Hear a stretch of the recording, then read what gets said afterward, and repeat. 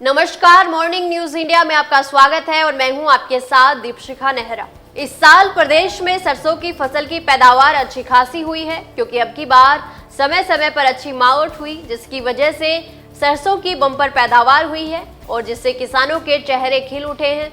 लेकिन किसान भाइयों के साथ एक बड़ा धोखा हो गया है, जिससे किसान भाइयों के होश उड़ गए हैं। वहीं सरसों की बम्पर पैदावार के बावजूद किसान भाई अपनी फसल को सही दामों में नहीं बेच पा रहे हैं। आखिरकार ऐसा क्या हो गया जिसकी वजह से किसान भाई खून के आंसू रोने को मजबूर हैं? आइए जानते हैं क्या है पूरा मामला। सरसों की बम्पर पैदावार के बावजूद किसान भाइयों की मेहनत पर पानी फिर गया, क्योंकि किसानों को मंडियों में उचित रेट नहीं मिल रही, जिसकी वजह से किसान भाइयों की टेंशन बढ़ गई है। ज्यादातर किसान खलिहानों से सरसों तैयार कर सीधे मंडियों में लेकर पहुंच रहे हैं, जिससे किसानों को प्रति क्विंटल सरसों में 300 रुपए तक का घाटा लग रहा है। सरसों का बाजार भाव 5,322 से 5,634 रुपए प्रति क्विंटल है, जबकि समर्थन मूल्य पर सरसों के भाव 5,950 रुपए प्रति क्विंटल निर्धारित है।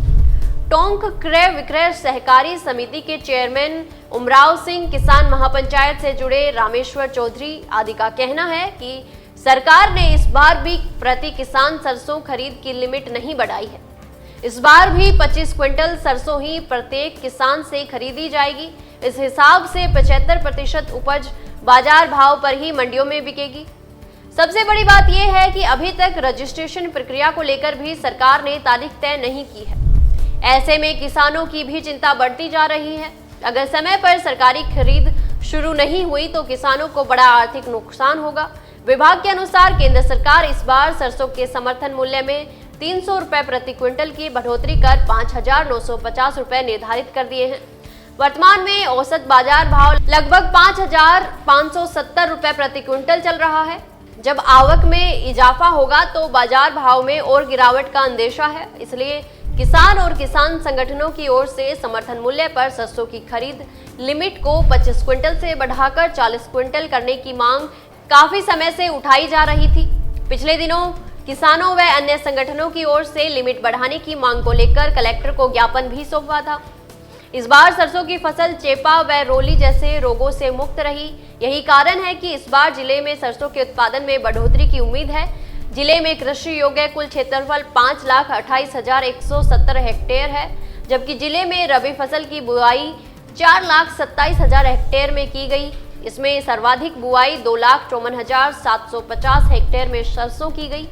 ऐसे में जहां भी नजर पड़े वहां चारों ओर सरसों ही सरसों की फसल दिखाई दे रही है।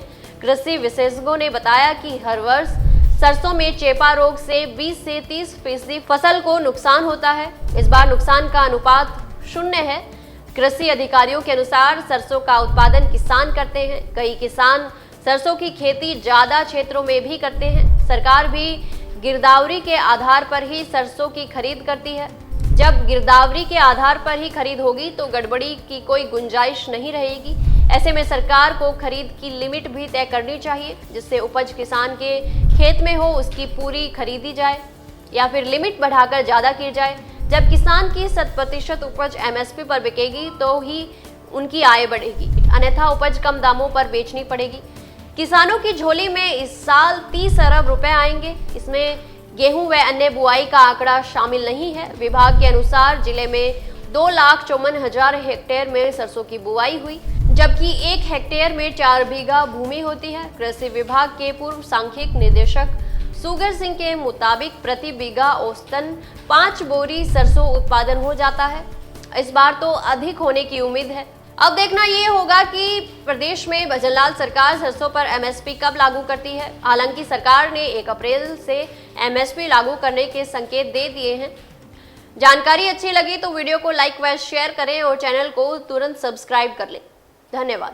ऐसे ही और वीडियोस देखने के लिए सब्सक्राइब करें मॉर्निंग न्यूज इंडिया को और जुड़े रहिए हमारे साथ।